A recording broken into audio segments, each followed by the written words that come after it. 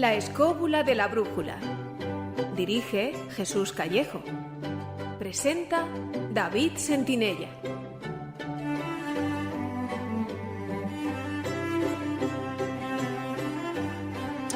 Hola amigos escobuleros, ¿qué tal estáis? Bienvenidos a una nueva edición veraniega de La escóbula de la brújula. Como todos ya sabéis, representar con una piel verdosa a los alienígenas, especialmente a los marcianos, se ha convertido ya en una tradición. Al parecer, fue el mismísimo padre literario de Tarzán, el novelista estadounidense Edgar Rice Burroughs, quien puso de moda los marcianitos verdes, cuando en 1912 escribió la novela Una princesa de Marte, donde aparece el famoso personaje John Carter y que tiene lugar en Barsoom. Fijaros qué nombre más bonito, Barsoom, el nombre que recibía el planeta por los nativos marcianos. La serie, con un total de 11 novelas, continuó hasta 1943. Fuera la elección del color, arbitraria o no, la verdad es que la imagen del extraterrestre verde se implanta ya en el imaginario popular a finales de los años 30 y aparece habitualmente en las historias de la literatura de ficción de las revistas pulp estadounidenses. Pero ¿por qué marcianitos verdes? Bueno, pues para la tertulia de hoy nos hemos propuesto indagar en las raíces históricas y folclóricas y tratar de establecer su raíz, así como analizar la evolución de la morfología y la estética extraterrestre a lo largo de la cultura popular y el escaparate cinematográfico. Así que, queridos amigos, poneos cómodos porque arrancamos los motores de los especiales de verano de La escóbula de la brújula. Escobuleros, comenzamos.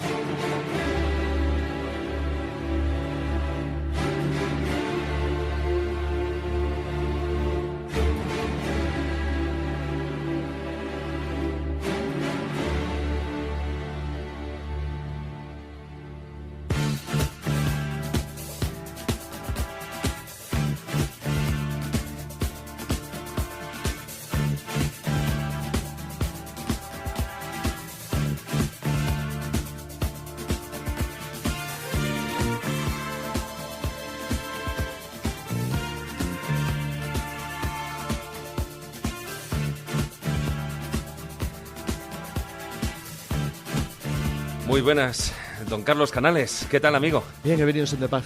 ¿En son de paz? Qué peligro. Bueno, aquí falta la voz robótica. Marte llamando a la Tierra. Escobuleros, ¿están preparados? Muy buenas, maestro Juan Ignacio Cuesta. Cuando le he contado a mi vecino que se llama Marciano que venía a hablar de esto, se ha puesto más de contento. Es una cosa espectacular. Sí, se llama Marciano No Caro. jodas que es verde. No es verde. Es moreno. Es gordo y feo, se llama Marciano Caro. Pero bueno, tío, ¿cómo dices eso? Y es electricista. Bueno, pues Bueno, no sé, Marciano, encantado con pero como escuche el programa, te va a quitar las bombillas. Ese no nos escucha a nosotros. No sé, pero ese te revienta las bombillas. Y empezamos bien. Hola, don Manuel Berrocal. Muy buenas, aquí estamos, viniendo directamente de Marte a, bueno, pues a contar alguna cosita. Sí, ¿no? Hola, don Miguel Salas. ¿Qué hay? Fiu, fiu. Fiu, fiu, eso aquí es... estamos. Bueno, más vale el fiu, fiu que el ax de Max Attack, ¿no? Sí. Pero bueno, antes yo decía, fijaros, la historia que parece empezar con al menos el color de los marcianitos, como yo decía, de ese nombre tan bonito. Y yo reconozco que me encanta la saga de Burroughs, de las novelas que empezó con Una princesa de Marte. Pero yo cuando leí la primera vez el nombre de Barsoom, y luego ya, posteriormente, cuando lo he escuchado en la última película de John Carter de Marte. Que no está nada mal, y tal, por la princesa de Barsoom. De Barsoom, cuando ella le oigo la voz tanto en el doblaje y tal, pero me da igual. Yo ver ese bellezón de Marte, si es así, yo me voy a Marte. No, además, y me hay una voy cosa- a Barsoom y me voy a donde haga falta. Hay una cosa que está muy bien en la novela de Burroughs, porque además que en la película de John Carter está muy bien tratado, y es, claro, la ventaja que tenemos los humanos en Marte por la gravedad. Hay que somos la repera, vamos. Eso sí que Bueno, mola. de todas maneras me vas a permitir que te destruya un poquito el mito del color verde. ¿Me lo eso dejas? no, Bueno, venga, va. ¿Me dejas? Sí, Muy sí, fácil. sí, porque me pones esa vocecita. En realidad fue un error de imprenta. ¿Lo del color verde? Efectivamente. Que, originariamente iban a ser azules, lo que pasa es que claro, antiguamente los colores se daban de forma de máquina, o sea, había un señor que casi los reinterpretaba para poderlos imprimir y hacerlo en forma de cuatricomía, y entonces equivocó el amarillo por el naranja, y entonces claro, salieron el azul y el amarillo dio verde, y mientras que tendrían que haber sido un azul oscuro. Hombre, el naranja, o sea, del rojo y el azul. Bueno, la princesa en principio es de apariencia humana, ¿no? De color y tal. Ahí lo que pasaba es la saga, digamos, ese pueblo que vive en Barsoom. Para que te hagas una idea, lo que pasa es que no tiene nada que ver con los enanos macrocéfalos o enanitos verdes. No, los enanos macrocéfalos luego la contamos. Tenían 6 brazos. Fíjate en el color, en la película de Disney, la de John Carter, se conserva el color original que se quería, y ella la que tiene es un color más marronáceo, morado, sí. No es verde, como salía. No. O sea, que por eso te digo que fue un error de imprenta. El que tengamos hoy marcianitos verdes es gracias a un error de imprenta. Bueno, luego es verdad que... Veremos si solo error de imprenta... Habría que empezar a tirar categorías, porque tú has dicho muy bien que efectivamente en los años 30, gracias a las novelas pulp americanas, y sobre todo, que además son gráficas, porque tienen cómic, el primero, ya del inicio del gran cómic americano, empiezan a aparecer historias de lo que hoy llamaríamos abducciones, donde aparecen extraterrestres malvados, que son cabezones y que tienen ojos grandes, que no son más que versiones muy refinadas de las creencias clásicas de Europa Occidental en los duendes. O sea, es decir, de hecho, las acciones, Jesús Callejo y yo hemos escrito ya todas de texto sobre lo mismo, pero es verdad, aunque sea muy difícil de creer. Y luego a todo eso se une, un elemento fundamental añadido, que es el de los reptilianos. Claro. Que en realidad, aparecen porque... Pero eso es posterior, ¿eh? No, que va. No, mirad, los reptilianos, ¿sabéis dónde nacen? Es una historia muy curiosa. Los reptilianos... En su planeta. No, nacen de una mezcla. Nacen de una mezcla muy curiosa, que son las teorías del Brill, las famosas teorías de la India, que luego recogen. Hay un libro muy conocido que es de Race to Come, la raza nos suplantará, que se escribe, yo creo que la escribe Walter Layton, el autor de Los últimos días de Pompeya. La escribe yo creo que a mediados del 19. Entonces, en esa historia, hay una supuesta raza que vive bajo tierra que tiene poderes sobrenaturales a los que ellos llaman el Brill, que es una palabra sánscrita. Toda la teoría del Brill, que nace por novelas y que luego se consolida dentro de toda esta estrella fantasía que se llegan a creer la gente que crea las primeras sociedades, como la sociedad de Thule en el 1912 y demás, que vuelven a coger mitos de los supuestos pueblos indoeuropeos antiguos, lo recoge un escritor francés de una manera muy curiosa, un escritor francés que se llama Charles de Regnes. Charles de Regnes coge un elemento que estaba muy de moda, que eran los viajes en globo para intentar llegar al polo. Uh-huh. De hecho, hay dos muy conocidos, el de André. El André desaparece en 1890, un aeronauta francés intentando llegar al Polo Norte. Sus restos fueron descubiertos años después por Amundsen, muchísimo tiempo después, y durante muchísimo tiempo fue un verdadero misterio que había ocurrido con la expedición de André al Polo Norte. Aprovechando esa historia, Charles de Regnes, en 1907, es decir, unos años después del viaje de André, escribe un libro muy curioso en el cual los protagonistas no viajan al Polo Norte en un globo, sino en un dirigible. Y en ese dirigible queda atrapado en una especie de zona de campos de hielo muy extrañas cerca del Polo Norte, y son hechos prisioneros por una raza que vive aislada del mundo allí, muy poderosa, que tiene poderes sobrenaturales y que son reptiles de estación vertical. Son reptilianos. Pura y simplemente, exactamente iguales que los que ves en V, idénticos. Entonces, estos seres reptilianos tienen una fuerza que es el Brill, curiosamente, y pues la trama de la novela consiste en cómo impedir que salgan de su al menos se documentó el autor. Claro, de su extraño refugio nórdico, para evitar que dominen el mundo, porque en el fondo hay un punto que conexiona muy bien con la novela de Race to Come, de la raza que nos suplantará. Uh-huh. Entonces, ese es el origen del reptiliano en el sentido moderno. Todo esto se va fundiendo, porque claro, las costumbres, las culturas, lo sabemos muy bien, van fundiendo las cosas hasta hacer las interpretaciones diferentes que tú vas adaptando a tu propia realidad. No sé, por ejemplo, aunque no tenga nada que ver, Han Solo está inspirado claramente en un personaje de los años 30 de cómic que vestía exactamente igual, que es muy parecido, que se llamaba, estoy intentando recordar el nombre ahora mismo y no me sale. Me acordaré. Entonces, realmente con la mezcla entre reptilianos y hombrecitos verdes se va consolidando en los años 30 y 40 y pega una explosión monumental en los años 50, porque coincide con el gran éxito del cine de ciencia ficción de serie B.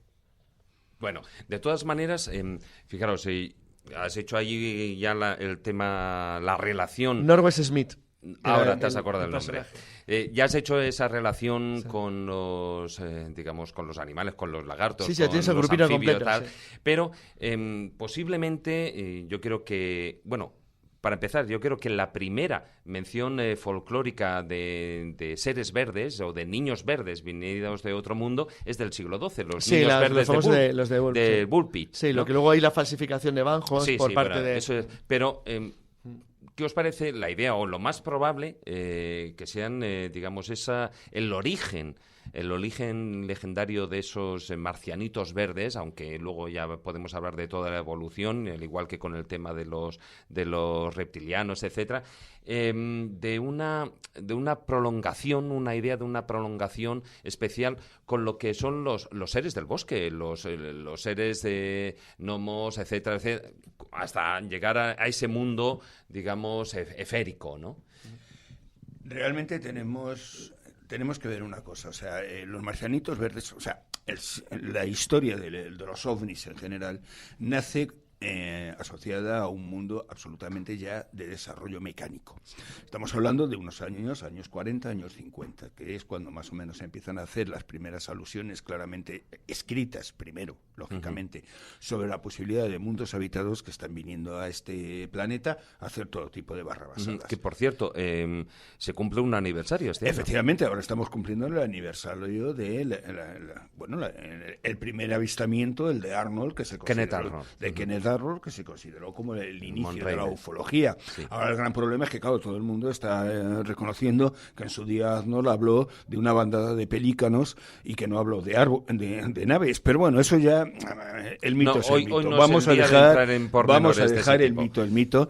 Pero lo cierto es que cuando se empieza en esas épocas ya a establecer el hablar de todas estas cosas, es una continuidad de una mitología ya existente. O sea, cambiamos esa adaptación de modelos. Cambiamos el modelo para hacerle realidad en la vida que nosotros tenemos en ese momento. Cuando nosotros hablamos de marcianitos verdes, da igual, o grises, o lo que queramos, no estamos nada más que readaptando un mito que es el hecho de otras entidades que han vivido con nosotros durante siglos, durante toda nuestra historia, y que en un momento determinado unas veces se han asociado a los dioses, otras veces las hemos asociado a la naturaleza, y ahora los asociamos a los extraterrestres. ¿Por qué? Pues porque nosotros siempre hemos tenido una característica, y es que lo diferente tiene que ser de lejos.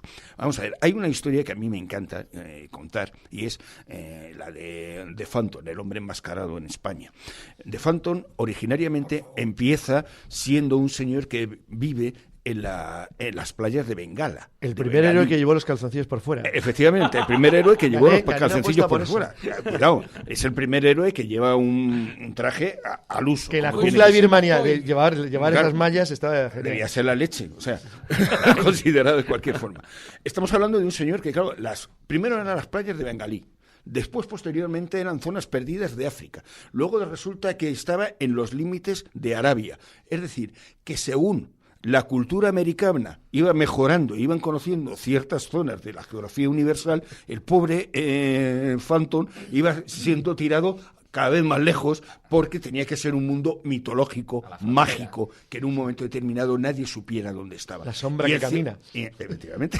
No, la sombra. El espíritu camina. El espíritu que camina. Yo lo de la sombra no Pero me bueno, suena. es que esto empieza de una manera muy curiosa, porque en el fondo eran tiras de cuatro ventanas de Wilson y McCoy, que luego al final fueron dibujadas también por algunos otros y tal, y que al final terminó convirtiéndose en un cómic. Yo tengo muchos cómics del hombre enmascarado, vamos, Pero era entendamos fascinante. que lo curioso de este personaje es eso, es decir, aquello que era mágico, místico, extraño, era de un sitio lejano, y cuanto más se conocía, más lejano tenía que ser. Cuando se nos acabaron a nosotros los mundos mágicos en este planeta, ¿dónde lo hemos llevado? A otros planetas. ¿Y a cuál? La que está más cerca, que es Marte.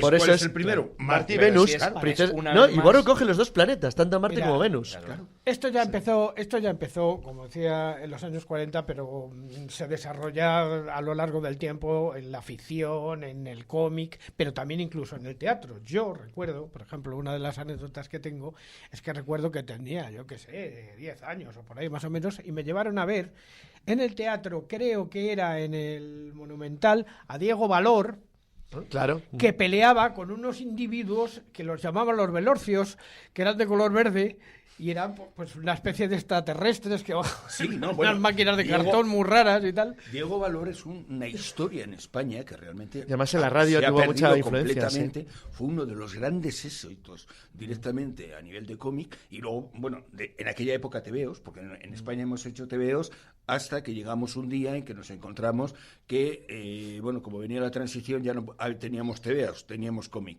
Bueno, Sí, es claro. un fenómeno Sí, social. que es lo mismo, que son los Que tebeos es lo mismo, de no toda hemos la vida. cambiado nada más. Unos para justificar, utilizamos un nombre para justificar que son más serios que aquello que se hacía en la época de Franco. Y ahora es novela Punto. gráfica. Y ahora es novela La gráfica. cómic claro. Sí, sí. suena pobre. Pero bueno, Sí, Diego mal Valor, hecho, Diego Valor lo bueno que tiene y lo gracioso que tiene es que es la representación de la política española. O sea, cuando China no tenía fabricación en serie de todo lo que se pirateaba, antes se hacía en España. Diego Valor es Dandare, un personaje inglés que se cogía las páginas completas y un pobre hombre llamado Abulli se las copiaba íntegras en España para no pagar derechos. Entonces, claro, lo más gracioso no es el hecho de cómo nace el personaje, sino curiosamente, porque claro, estamos hablando de toda la cultura anglosajona ya en Inglaterra bien establecida, con sus marcianitos verdes y demás y tal, pero claro, ocurrió una cosa, el héroe tenía nombre español. Y eso no pegaba, ¿eh? Y menos... Claro, no podían permitirse el mantener el nombre original de Dandare, por lo cual hacen Diego Valor. Pero el malo, el mecón, mantuvieron el nombre. ¿Para qué? Daba igual. ¿Para No, qué le pero sí íbamos es a muy cambiar? curioso. Sí, Mira, hay un libro magnífico que aconsejo a todo el mundo que es La Pantera Profética, que explica muy bien la evolución en el cine de los malos esenciales, o sea, del malo arquetípico que empieza por los asiáticos a principios del siglo XIX, que tanto en la novela como en los primeros embriones de lo que luego fue el cómic eran siempre asiáticos. El ejemplo prototípico era el malvado Ming de... Sí, sí, sí, sí. Por Manchú, supuesto, Fu o Manchú. Manchú. Pues fíjate, no, pero en el caso de Fu Manchú era claramente un asiático, pero el malvado Ming se supone que era un extraterrestre. Pero daba absolutamente igual, porque tenían en aquel entonces un aspecto claramente asiático o una resonancia asiática. Todo eso va cambiando cuando pasa a ser extraterrestres. A ser extraterrestres el cambio es notable. Es curioso porque el elemento que he puesto sería una especie como de elemento intermedio, donde sigue manteniendo un aire asiático, pero ya estás en otro planeta, en otro mundo, porque estamos hablando, por supuesto, De Flash de Gordon. Flash Gordon, claro. Mira, De Flash Gordon y Miguel, el malvado. Miguel, habla algo, anda. Es No, que no yo- te están dejando. No, yo estoy escuchando a alguien encantado que sabe mucho más que yo, pero sí que es cierto que bueno, que obviamente es un mito de frontera, ¿no? Exacto, Es un sí, mito sí, que sí. se tiene que posicionar en una tierra ambigua en la que Sí. puedan suceder cosas que son imposibles. Que no ocurren en el la mundo cercanía. normal, Entonces, efectivamente. pues vienen de las hadas y vienen de todo lo demás. Pero efectivamente, y aunque ya había ejemplos del mito extraterrestre en la antigüedad, pues como por ejemplo el viaje a la luna de Luciano de Samosata, o antes de o por ejemplo el Cyrano de Bergerac, ¿no? El viaje a los estadios Sol y de la luna y demás, es ya en la ilustración, como hemos hablado también el vampiro el otro día, y hablamos muy regularmente de este cambio de paradigma, cuando ya quedan desterradas las otras dimensiones fantásticas, digamos, en la tierra de los seres féricos, y se mudan, ¿no? Estos seres al espacio que ya es infinito, ¿no? Que ya sabemos que es infinito y que por lo tanto nos ofrece las mismas posibilidades que una tierra, pues que Avalon, ¿no? Por ejemplo. Incluso las posibilidades de que aparezcan diferentes elementos y tal que se atribuyen a sí mismo el fenómeno que luego va a pasar al cine o va a pasar a toda la literatura, que es el fenómeno del contactado, que es una especie de cosa ahí extraña que tampoco sabemos muy bien si es correcta, si no es correcta, si existe un verdadero contacto o hay una chaladura. Pero fijaros, a mí una de las cosas casos. que me llama mucho la atención es la estética. Claro. La estética, ¿por qué tienen que ser, pues eso, hombrecillos pequeños de unos 70, 75 No, pero centímetros, porque se basaban, calvos? no, pues sorprendentemente porque se basaban en criterios de los años 20-30 que pensaban que la evolución natural era... Pero vamos a una película en broma, Mars Attack. Mars Attack tiene una cabeza enorme y como son muy listos, con el son cerebro cerebros, fuera. son por el cerebro por fuera y son cerebros muy gordos. Por supone que una raza muy evolucionada tiene que pensar mucho y ser muy inteligente. Entonces Pero son de cabezones. megacéfalos. Pero es Y que de sí que todas es cierto- maneras, entendamos que, vamos a ver, o sea, la estética nace sobre todo en una época con los pulp. El pulp era una novela barata que se hacía en un momento determinado en Estados Unidos y que el éxito que tuvo a nivel social nunca llegaremos a entenderlo porque se llegaban a vender en su momento millones. En ellos hubo grandes escritores, como pudo ser Lovecraft, incluso obras de Poe, ahí empezaron gente como Clarke, gente increíble, pero por otro lado se hizo mucha basura dentro de eso. Y entonces, pero influyó mucho estéticamente. Pero la característica importante es que eran novelas ilustradas, tenían pequeños dibujitos o las portadas. Y las portadas lo importante era vender, y vender por una atracción básica. ¿Y la atracción básica qué era? El monstruo, el diferente, que era el malo por encima de todo, que venía a este mundo ¿a qué? A llevarse a las señoras que estaban estupendas, y el héroe, lo importante que tenía que hacer era machacar a ese monstruo que para eso estaba.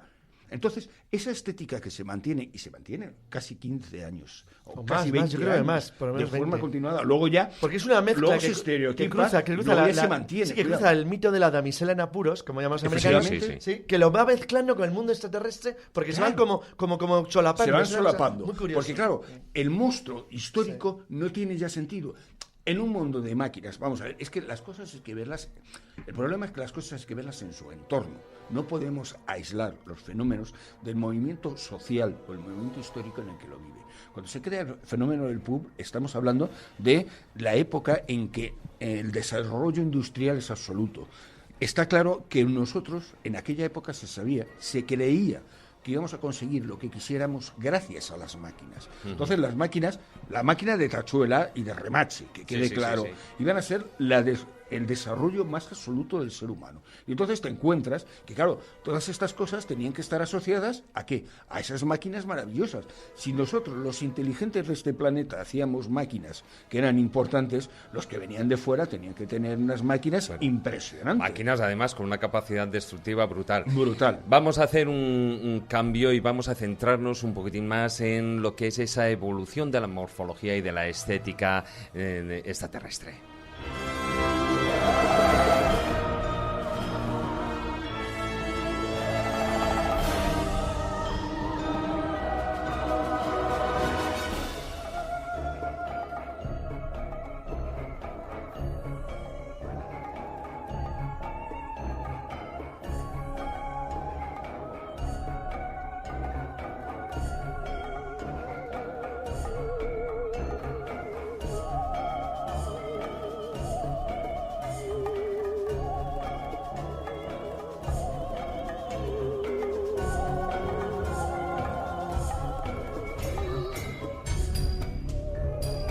Estamos con esa banda sonora de los ETs simpáticos, pero a la vez violentos, Mars Attack. Mars Attack. No, Hay que decir la del principio. de esos habitantes de Marte. Lo que sí que es curioso, fijaros, es que Mars Attack es una película que aparece en 1996 con una estética muy retro. Además, toda la película tiene esa estética. Pero lo que sí que es curioso es que la primera vez que aparecen esos digamos, enanos macrocéfalos, esos extraterrestres, fue en 1962, que además en una serie de cromos. En los cromos de Tops. Y que luego Tim Burton pues lo rescata.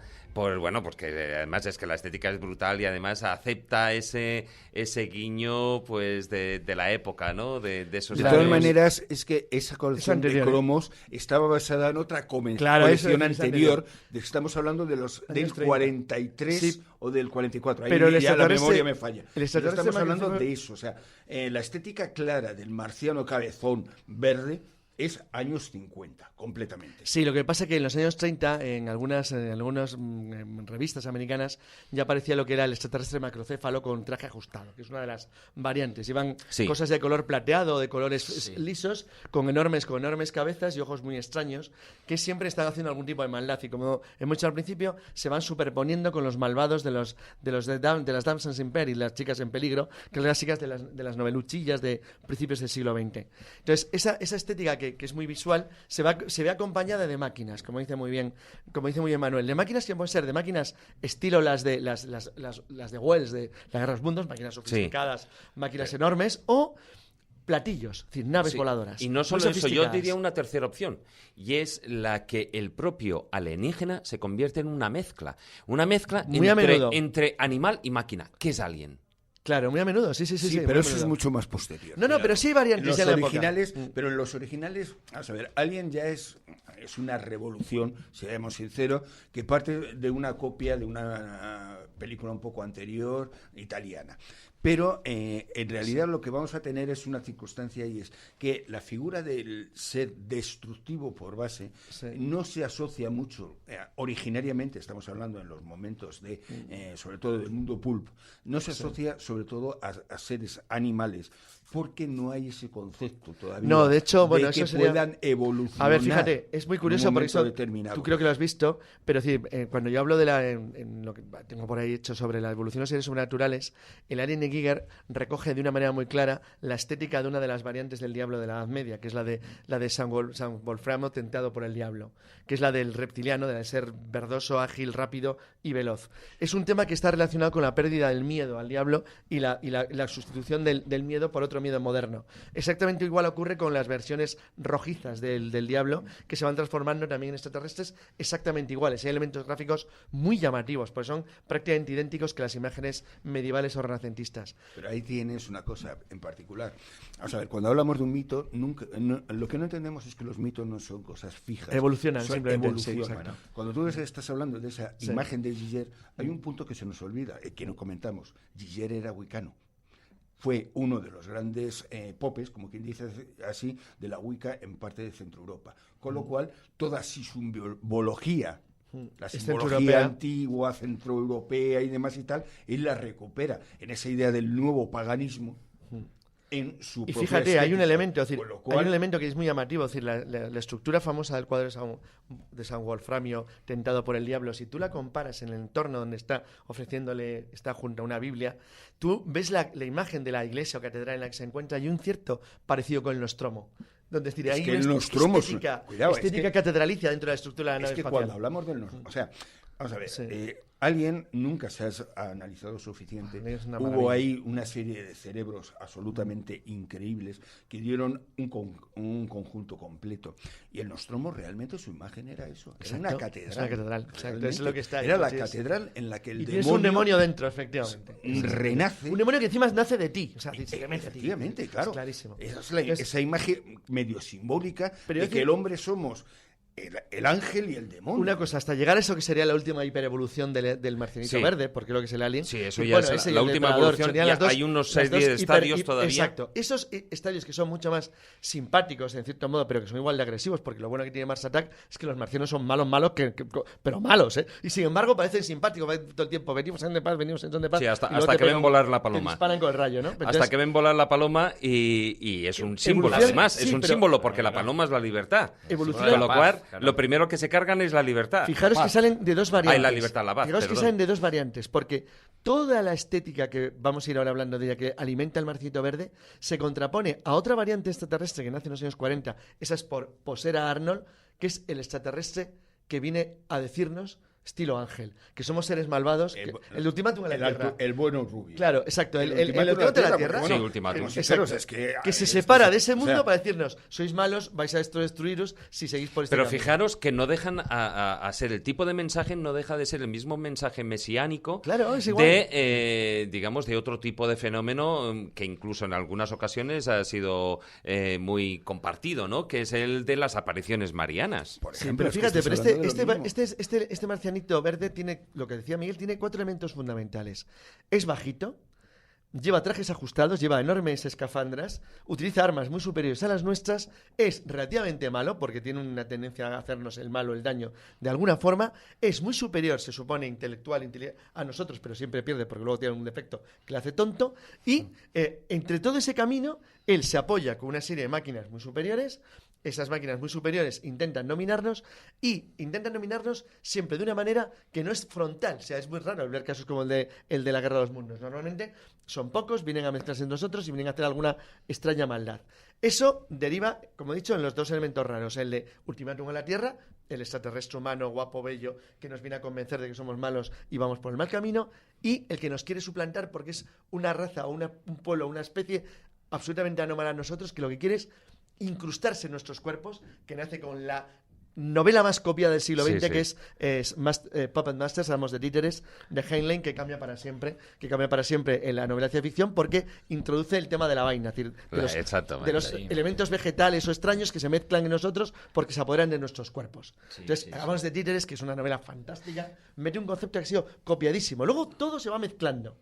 Porque hay un elemento también de Amos de Títeres en Alien, claramente, pero no en el sentido del alien como extraterrestre, que es una especie animal. No, hombre, Es decir, donde coge más. Claro, es que es un mito Todo muy, está es un mito mezclado. muy versátil. Es un mito Sí. muy versátil. Entonces, Sí. yo, para empezar, he de decir que mis marcianos favoritos siempre serán los del viaje a la luna de Georges Méliès, que son unos tipos a cuatro patas disfrazados que se pelean con los sabios a bastonazos y una cosa. Y cuando- que acaban tirando los echan humo decorados. cuando desaparecen. ¡Pum! Explotan, ¿no? Y es muy gracioso.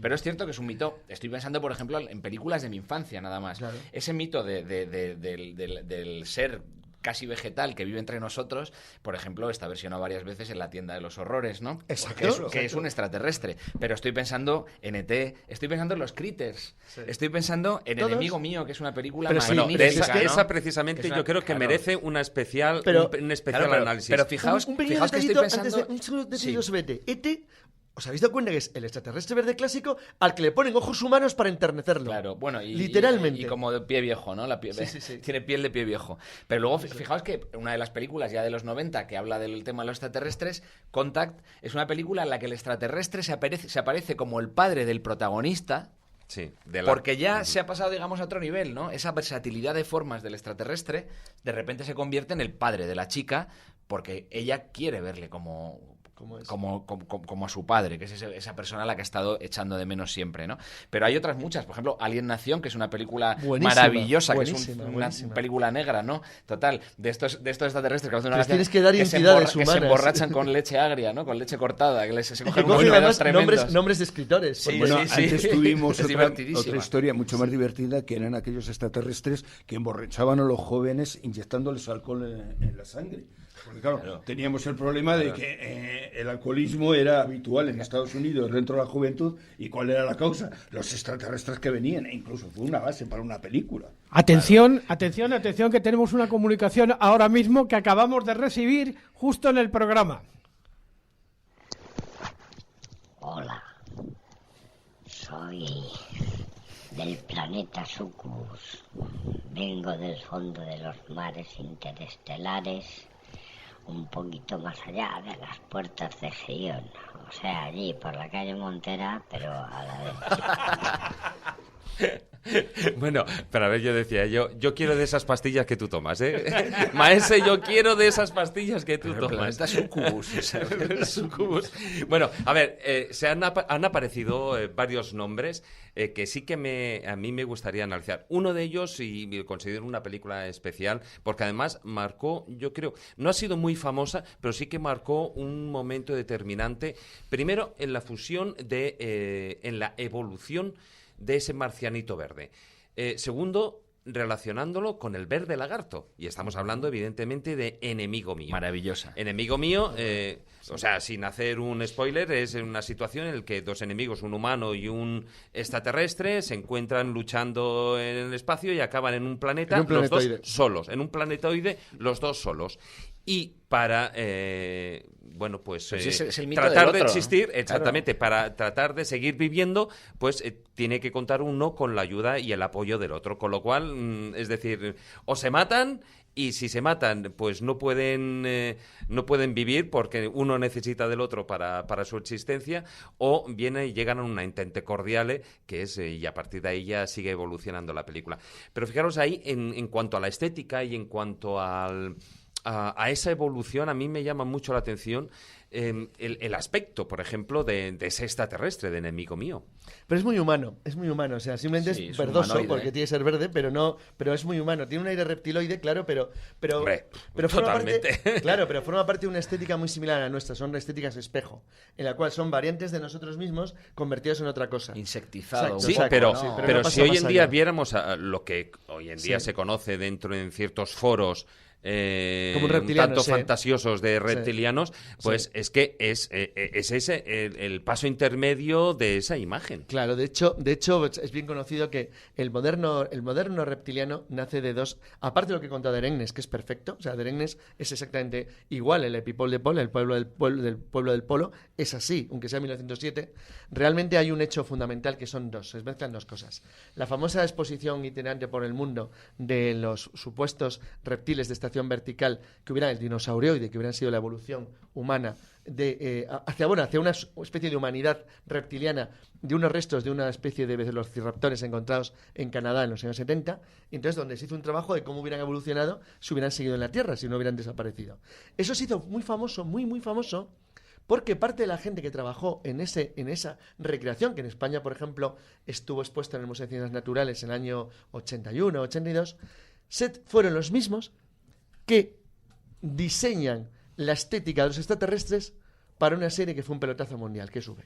Estupenda. Entonces, a partir de V, se acabó. V llega a pseudo-borrar o a colocar en posición de igualdad a los extraterrestres, que no son más que evoluciones de duendes, que es como los llama, por cierto, Nomos, en su novela En Comunión. Pues fíjate que yo que no la vi.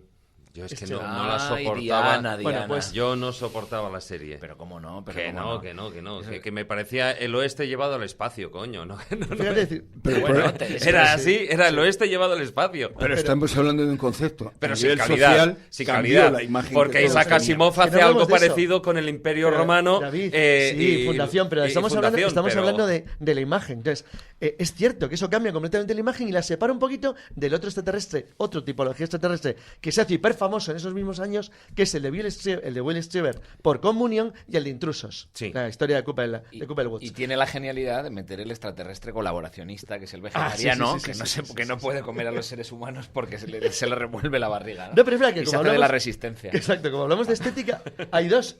Que por cierto, que es el malo Es luego Freddy de... Krueger. Es el Freddy Krueger, Claro, claro. es- Es decir, que hay dos modelos Englund. clásicos que son los que tienen éxito, que son los que derivan de V, ese es el primero, los reptilianos, y el segundo, los clásicos derivados de la imagen del duende, que son los de Strieber, los de Comunio y los de Intrusos, que son los que continúa luego Expediente X. Entonces ya tienes Claro, el grupo que el grupo recupera definido. esa imagen. Exacto, Sí, exacto. clásica. Sí, lo que pasa es que, fijaros, ha existido una evolución porque la última gran película, y digo gran película de extraterrestres, en las que los extraterrestres casi tienen como planos fugaces, ¿no? Es La Llegada. Y es una película totalmente de extraterrestres, La Sí, Llegada. sale un poco, sí, En cambio, sí, aparecen sí. pocos. Bueno, es más una especie de Sí, pero pulpos. Los de la llegada se parecen mucho a los de los Simpson, esos dos extraterrestres sí, sí. octópodos que van son geniales, ¿no? Y ese, bueno, ahora hablaremos también, porque uno de los sistemas de implantación del enanito verde, del marciano verde en la sociedad, ni que decirlo, Toy son Story. los dibujos animados. Toy Story, No, sin pero duda. Por no ejemplo, solo Toy Story. Toy Story da todo un Toy modelo. Story, Sí, bueno, sí. por supuesto los tres, pero Planet ojos. 51, Sí, que además Planet le da la 51 vuelta al también, mundo. sí, sí. O sea, hay un montón lo que son dentro de los dibujos animados. Maese. No, pues simplemente por no dejar el tema de los reptilianos, lo que a mí me resulta verdaderamente sorprendente, y seguramente me van a tirar piedras por esto, es cómo el mito de los reptilianos ha llegado a convertirse en una auténtica religión para algunas personas, porque Porque están necesitan una auténtica absolutamente religión. convencidas Es un tema grave. de que los reptilianos es un fenómeno real y que están encarnados, viven entre nosotros, y sí, que sí, viven- sí, y sí. que están encarnados en ciertas personas. Entonces aparecen ciertos vídeos en YouTube donde dice, mírale, geniales. como tiene cara de rana es reptiliano, ¿no? O sea, claro, es como... Bueno, pero Estos no conocieron a mí hazañas. hay Si llegan a ver una hazañas. saga, hay una saga de 3 o 4 películas que para mí son geniales, porque además se toman este tema y el tema de los reptilianos con mucho humor, que es Men in Black. Men in Black dentro de las divertidísimas. tonterías de tal, pero son divertidas porque Divertidísimas. además es eso, es los reptilianos implantados, reptilianos y lo que no son Claro, que son más reptilianos, raros y del mundo, sí. pulpilianos y hormillanos y lo que haga falta, ¿no? Implantados en nuestra Tienen sociedad. cosas geniales, ¿no? O sea, el Mira, malo cucaracha ese es genial. Hay que entender que de alguna manera, vamos a ver, el fenómeno de los extraterrestres en un momento determinado es utilizado por razones de tipo político para conseguir que a nivel de la población poder ser manipulado y decir, cuidado con el malo que viene, que es eso. Estamos hablando de la época de la Guerra Fría. El desarrollo principal dentro de lo que es ese concepto del extraterrestre que se dedica a llevar, a que viene, que nos va a atacar, que se lleva directamente a las personas y demás, y que son potenciados con una gran cantidad de películas de bajo presupuesto, sobre todo por un señor al que yo adoro, llamado Roger Corman, que consigue en un momento determinado hacer películas que compiten a ver cuál es más cutre, seamos sinceros. Pues, pero claro, hablamos de películas en las cuales se decía cosas como grupo de chavales que se reúnen y demás, y dice uno, pues he visto un ovni, dice el de al lado, mientras no sean media docena y distintos colores, es que no ha visto nada. O sea, estamos hablando de ese fenómeno social, se aceptaba, tenía que ser así. El que no veía un ovni no estaba en el mundo. Y entonces, pues ese concepto de alguna manera de seres extraños, diferentes, seres que se construían y que, bueno, que por las características que este hombre trabajaba, pues claro, te cogía y te hacía un monstruo, sacaba de pie en una película y en la siguiente le ponía boca abajo para hacer otro monstruo diferente. Claro, o sea, no, hombre, el presupuesto es el presupuesto. Pero, Manuel, es que habla al micro. Manuel, es que el cine cutrerío se ha terminado haciendo un cine de auténtico culto. Tú piensas, por ejemplo, en la figura, no tiene nada que ver ahora mismo con los extraterrestres, pero le podía haber dado por ahí, por ejemplo, a Polnarchi, que es también otro cutrerío de culto absoluto, pero le podía haber dado también por haber hecho una cosa parecida. Compararme a Polnarchi con Roger Corman, podemos tener un problema. Pero bueno, eso es otro tema. Pero mira, pero a lo que iba, estamos hablando de la importancia de que lo que eso sucedió. Claro, cuando la Guerra Fría empieza a enfriarse, y nunca mejor dicho, tenemos la cuestión de que, claro, ya esos malos no son tan malos. Y entonces nos viene enemigo mío.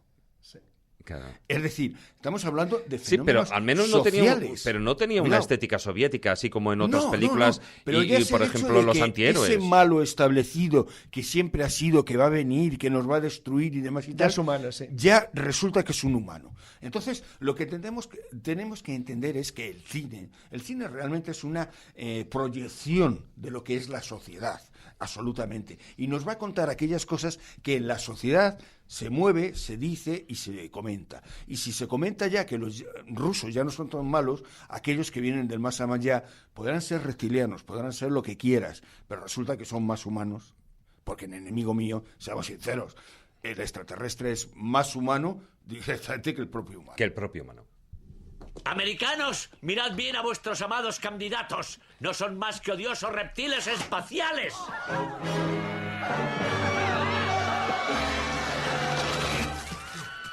Sí, somos alienígenas. Y eso ya no nos lo quita nadie. Pero el sistema es bipartidista. Deben votar a uno de nosotros. No, yo votaré al candidato del tercer partido. ¡Adelante! ¡Tiren su voto a la basura!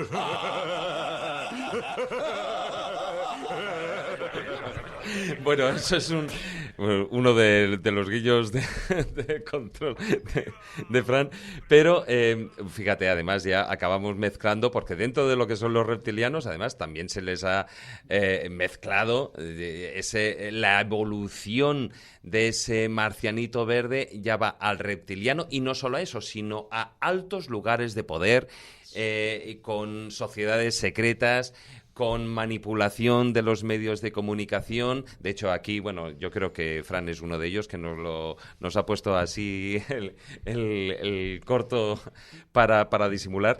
Pero sí que supone, ya no solo es una evolución en la morfología, sino ya se acaba convirtiendo en un fenómeno social y sociopolítico. Sí, efectivamente, tiene que serlo, porque necesita una justificación. A ver, nadie quiere una locura si no se autojustifica. Es decir, el gran problema de estas cosas, que es lo que decía Juan Ignacio, es que la gente que cree en esto lo necesita como justificación para sostener un determinado tipo de pensamiento. O sea, es una autojustificación inducida a ti mismo, es autoconvencimiento. Es una cosa fascinante porque eso significa una sociedad que tiene una crisis profunda, que tiene un gran problema, que hay gente que no identifica la realidad ya. Entonces, cuando tú estás empezando a perder la realidad y empiezas a sustituirlas por elementos que tú intentas justificar, que son los que realmente están detrás de eso que te está ocurriendo y no eres capaz de aceptar, pues el problema es serio, porque vas borrando poquito a poquito lo que es la verdad por algo absolutamente fantástico. Por ejemplo, ¿os estáis dando cuenta de los intentos que existen cada vez más recientes de volver a la teoría de la Tierra hueca o la Tierra plana? Sí, ya. Sí, claro. Es masivo, es decir, masivo, porque no iba a decir la palabra, el entontecimiento colectivo es cada vez mayor, pero tú tienes que justificar el por qué no llegas a determinados niveles. Entonces, ¿qué es más fácil? Pues es que voy a intentar pensar que la Tierra es plana y me está engañando. Ya, pero no solo eso, ¿no? Sino que además Bueno. el lugar de los mitos, que siempre el ser humano ha tenido claro que era otro plano. Lo integras en una falsa ciencia. El mundo científico te impide esa posibilidad. Sí, Entonces, sí. o haces literal el mito, lo conviertes en algo real, O la ciencia me engaña. claro, Pero lo entonces, conviertes a través de un Una falsa puente, ciencia, sí, sí. puente que es la Sí. conspiración. Exacto, Claro, sí. claro. Pero, Claro, Nos engañan.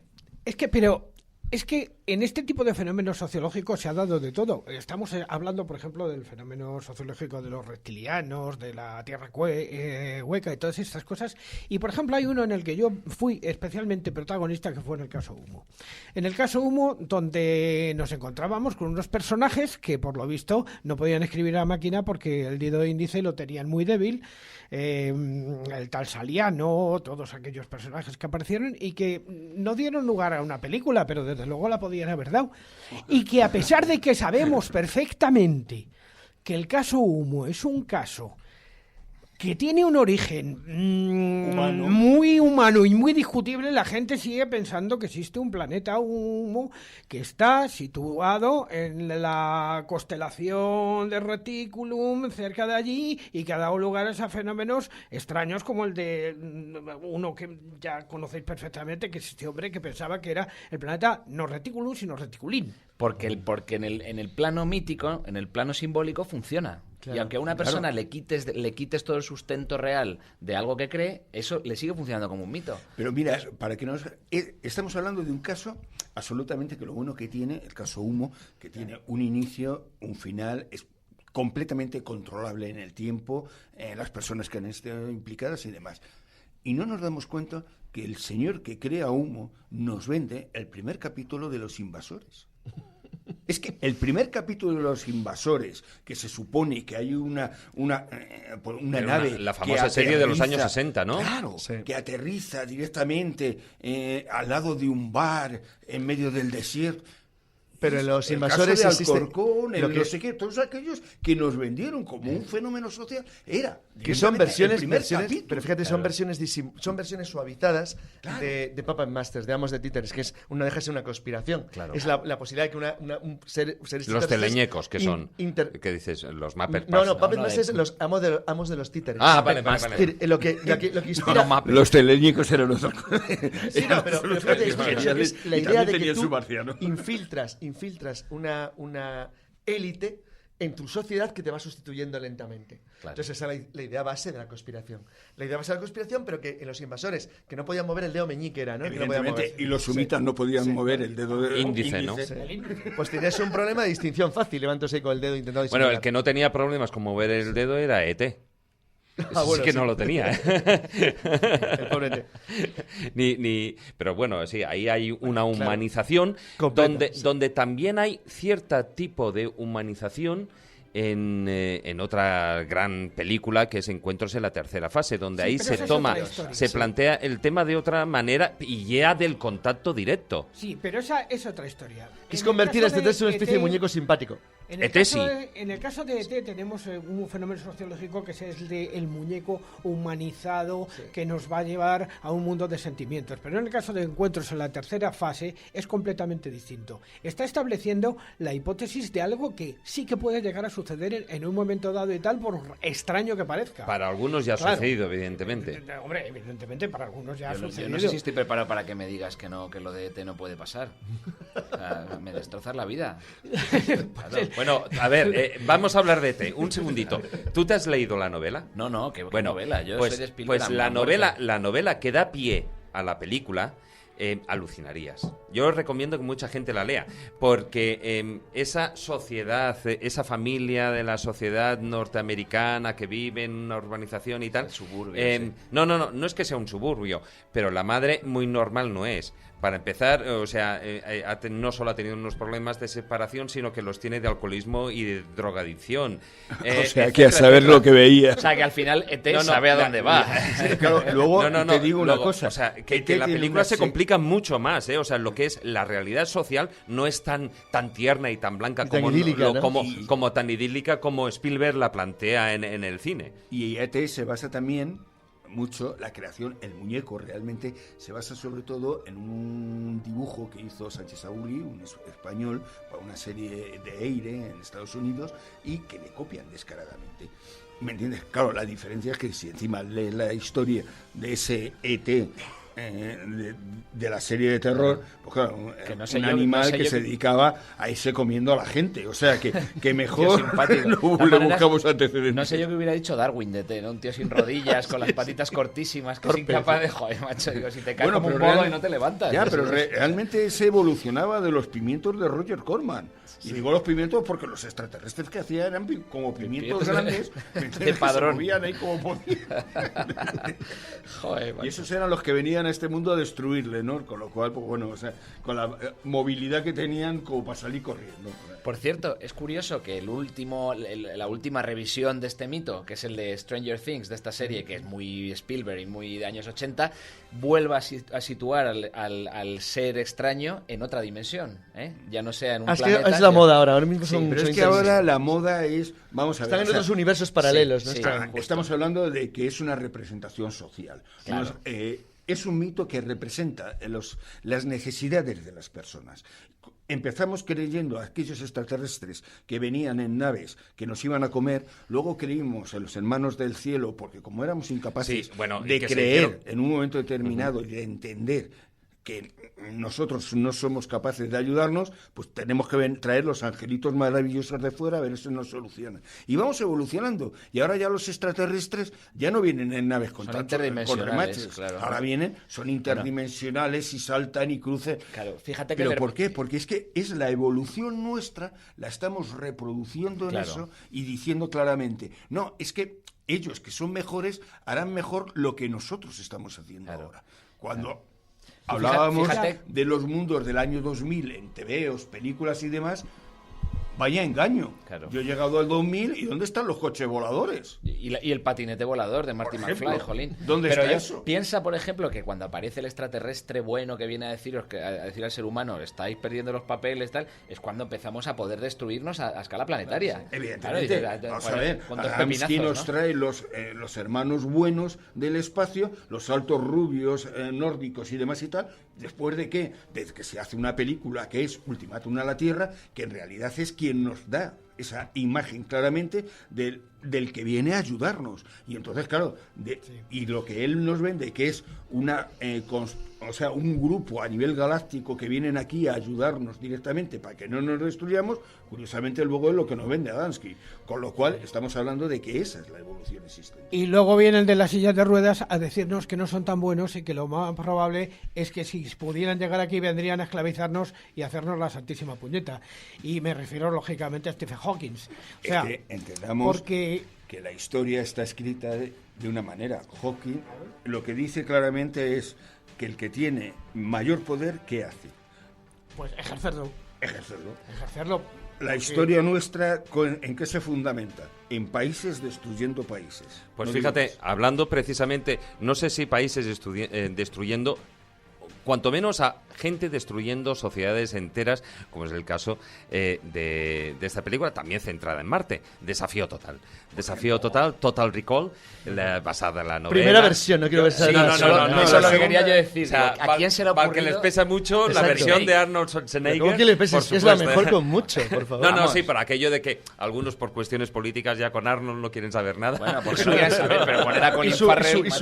Y su mítica pelea con Sharon Stone, que ahora sería prohibida. Esa escena cuando considerado un divorcio, ahora mismo acaba en la cárcel. El actor, Jordi Puyol. El director y todo el mundo. Y Jordi Puyol, con patada en la entrepierna incluida. Era maravillosa.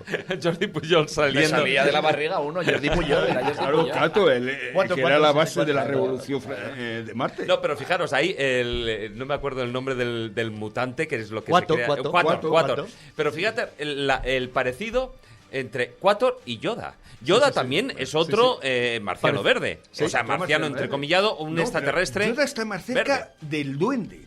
Cuidado. Claro, por las orejas, por todo. Cuando nosotros nos metemos hasta me recordaba al Grinch, imagínate. Claro, cuando nos metemos en la mitología de Star Wars, realmente lo que tenemos es la iniciación del que va a ser el héroe por aquellos seres mágicos que existían antiguamente. Efectivamente. Y curiosamente esos seres mágicos, elfo que le está enseñando. Claro, era o el duende, el elfo que vivían en una zona cerca o de un pantano o de un...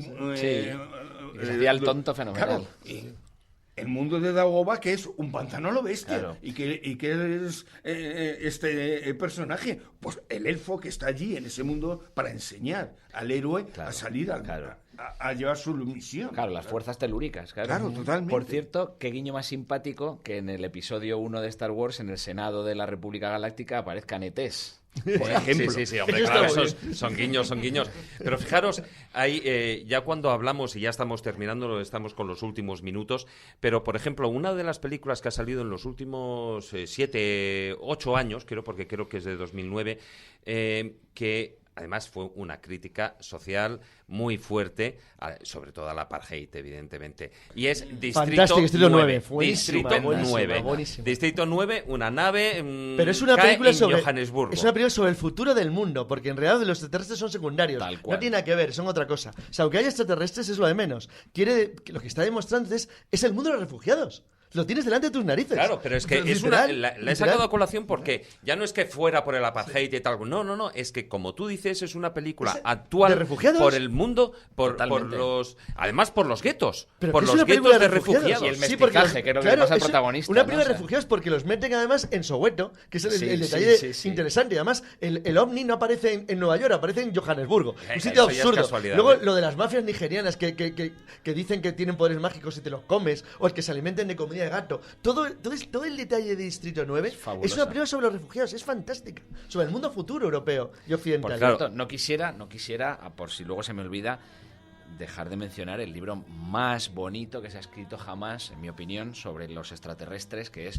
Las Crónicas Marcianas de Ray Bradbury. Sí, una auténtica belleza de libro. Y la adaptación en serie que hicieron en su momento, que está en YouTube, seamos claros, y que merece la pena, porque la simbología, el mensaje que tiene es absolutamente genial. Es una preciosidad del libro. Uno va como a la gran ciencia ficción pensando que le van a hablar de bichitos raros y de lo que le hablan es del ser humano, ¿no? De las honduras del ser humano. Precioso. Me gustaría terminar esta tertulia como he dicho, lo que yo considero que es el final de esta evolución, ya no solo de la morfología, de la estética, sino también de hacia dónde te estás dirigiendo, ese hombre del futuro, esa sociedad del futuro y su relación con ese posible contacto y la visión con ese posible contacto que también nos ha traído películas, ya no te digo como Independence Day, lo cual lo dejo como una mera anécdota, pero sí, por ejemplo, como La Llegada, porque La Llegada sí que profundiza mucho más, ya no tanto en la estética, que sí que lo hace, en la estética de los extraterrestres, sino en cómo sería el contacto y qué es lo que verdaderamente prima. Todas las líneas están abiertas. Oblivion, por ejemplo, sigue siendo Amos de Títeres, otra vez, exactamente igual. Es decir, todos los campos están abiertos. Es decir, las opciones siguen siendo las mismas, simplemente se van sofisticando, las vas haciendo más etéreas, menos claras, menos evidentes, pero siguen exactamente igual. Todas las películas de ciencia ficción modernas siguen manteniendo todas las líneas abiertas de la ciencia ficción clásica. Simplemente las vas modernizando. Pero y mejorando los efectos especiales. Bueno, a mí me interesa mucho. Ahí no hay efectos especiales, son como una especie de pipas gigantescas. Lo que es la nave y tal cual en La Llegada ahí. Y luego ellos vienen a ser como unos octópodos, pero... A mí hay un aspecto de la película que me interesa mucho, ¿no? Y es que por la relevancia que se le da al lenguaje.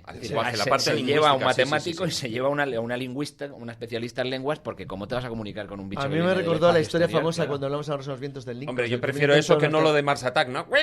Efectivamente. El primer intento de hacer una lengua cósmica, de contacto, ¿cómo se haría? ¿Cómo harías un lenguaje de intercambio? Y la idea que está detrás de la película, que al final utiliza a los extraterrestres una vez más para hablar de una idea mayor, que es la de que el lenguaje en el fondo estructura tu manera de pensar, ¿no? Es decir, cómo la diferencia del lenguaje hace no solamente que al queso le llames cheese o fromage, sino que tu manera de percibir la realidad sea radicalmente distinta, que es Que es fascinante, ¿no? que es la base de toda la magia. Claro, por Cuidado, supuesto. la magia, el dar vida, ¿cómo se da? Por la lengua. Por la lengua. Tú. En el principio era el verbo. El principio fue el verbo. Sí. Bueno, pues terminamos aquí. Lo que sí que quiero es, igual que también he hecho en otras ocasiones, que me propongáis, ya que estamos en verano, que sí, Miguel, proponerme o lectura o película. Fíjate, os lo pongo más fácil. Relacionada con el tema y que para vosotros, bueno, pues puede aportar una parte fundamental a esta historia. A ver, ¿quién empieza? Venga, empiezo yo. Carlos. Novela, está editado por Anaya, no sé si sea fácil de encontrar, porque supongo que ya será un poco complicado porque es antigua. Si hubiera alguna edición moderna de Northwest Smith, se la aconsejo a todo el mundo, porque toda la simbología del personaje Han Solo o de la Taberna Galáctica nace ahí, en los años 30, donde un aventurero galáctico que vive en geometrías imposibles, una historia muy curiosa. Es decir, tiene unas aventuras absolutamente alucinantes, de pura de acción y violencia, que es un oeste, unas novelas del oeste llevadas al límite de mundos cambiantes. Bueno, Northwest Smith me parece a mí fabuloso. Y como película, hay una película, como habéis citado a Roger Corman, que a mí me parece una verdadera maravilla, que estoy intentando acordarme el título, que es la que descubre una sociedad marciana en Londres del pasado muy remoto. ¿Te acuerdas, Manuel, cómo se llama esa película? El accidente... Es que es espectacular esa película, de Sí, serie pura y dura. no me sale, no una me sale película el nombre, buenísima, buenísima. Bueno, a ver buenísima. si a lo largo Entre de... medias nos acordamos. Ya Sí, nos sí, acordamos. Maese, Os despedís. Yo voy a proponer un libro que para mí es un clásico, fundamentalmente, que es Las montañas de la locura de Howard Phillips Lovecraft. Creo que es muy interesante. de Lovecraft. Bueno, cómo no, las montañas de la locura. Manuel. La verdad es que reconozco que no me puedo quedar con uno solo. Claro. Ya, yo lo sé, Claro, yo lo sé. Yo os es dejo muy, carta muy blanca. difícil y admito directamente. Películas, sin duda alguna, obligaría a todo el mundo a ver a Enemigo Mío. Enemigo mío. Les obligaría a verla, que quede muy Pero en claro. el cole, además. Pero en el cole, para que aprendan eso que se llama la empatía. Ese elemento que nos lo están quitando por Es una película emocionante. Sí, emocionante sí. y emocionable. O sea, yo reconozco que hay escenas en que he soltado la lágrima y Hombre, lo digo, perdón. y lo digo con todo el gusto del mundo. La película que se llamaba Quatermass y Pete Quatermass y el agujero, o Quatermass se tradujo en España como ¿qué sucedió entonces? ¿Qué sucedió Que entonces? joder, las Es traducciones... un peliculón. Literal. No, es que no es traducción, pero No, ya. pero que es es un adaptación. peliculón. Sí. Sigue, Manuel, perdona. No, yo me centraría principalmente en esa película por el el valor, Enemigo Mío. por el valor que tiene a nivel de que el diferente, este miedo que siempre nos han metido a que el diferente es un peligro, entendiéramos realmente que el diferente no es un peligro. Y que sino igual el que diferente somos peligro- nosotros. El peligro somos nosotros porque le tenemos miedo. Miguel. Bueno, yo ya he recomendado antes Crónicas Marcianas, que por supuesto Sí, de la lectura. Sí, Ujú. pero hay una novela de la ciencia ficción rusa, de los hermanos Strugatsky, que se llama Stoker, Picnic Extraterrestre, que me gusta mucho por el punto de partida, porque parte de la idea de qué pasaría si los extraterrestres hubieran parado en la Tierra, simplemente hacer una parada técnica, ¿no? Un picnic, ¿no? Y se hubieran largado y hubieran dejado una serie de objetos que tienen unas consecuencias tremendas, pues distorsionan el espacio, el espacio-tiempo, y cómo se genera toda una cultura en torno a esos lugares abandonados por los extraterrestres. Fascinante, una novela interesantísima. Y luego recomendaría, ya la hemos mencionado, una película que a mí me gusta mucho, es muy de los 80, es muy negra, que es Alienación, que también habla en el fondo del otro, ¿no? Bueno, como veo que vosotros vais por la línea más oscura, Rudyard Kipling más se llamaba el dura, protagonista de Alienation. dura del fenómeno, yo me voy a tirar dos, ya que estamos en verano, evidentemente, y como película divertida, Mars Attack, porque además toca los tópicos, porque abarcan los tópicos. Evidentemente, Enemigo Mío para mí es una de las películas clásicas y maestras, obras maestras que se han hecho relacionadas con el tema. Y además prácticamente carente de efectos especiales. Pero sí que me gustaría, además, me gusta barrer también un poquitín hacia casa. Y en el cine de animación también se ha hecho una película, a mí me parece estupenda.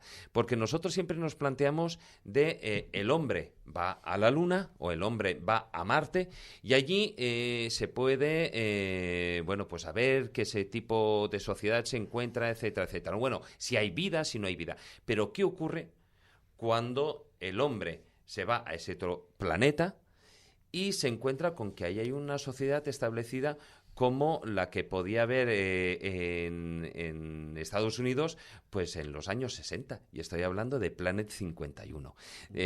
Digo Planet 51 porque además dibujantes, productoras son españoles.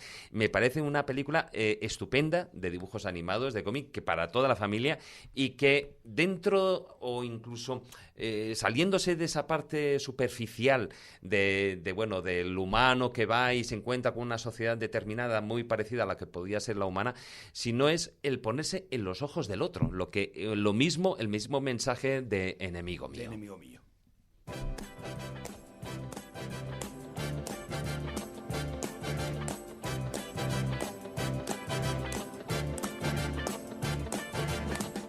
It's not unusual to be loved by anyone.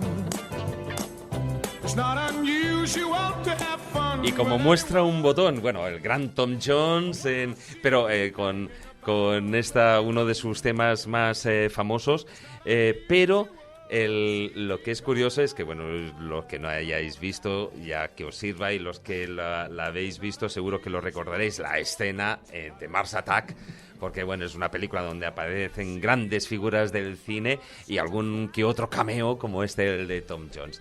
Bueno, Maese, hasta la próxima semanita ya.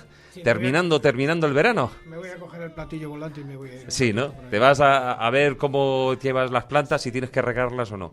Pues sí. Casi, ¿no? Don Carlos Canales, caballero. Le voy a implantar semillas de extraterrestre por ahí. Sí. Vas a canalizar el mundo. Si cambiamos esto, pues esto no puede ser. Manuel Berrocal, don Manuel.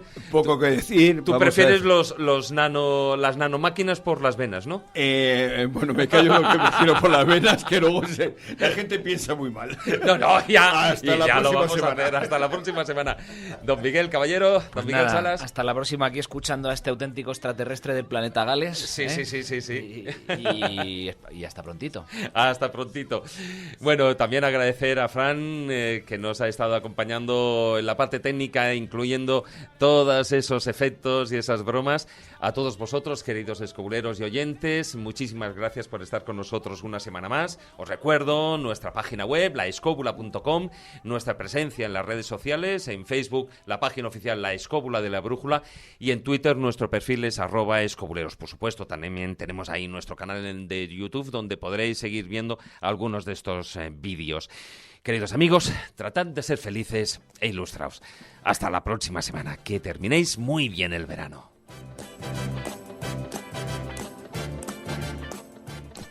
Hola, soy del planeta Sucubus.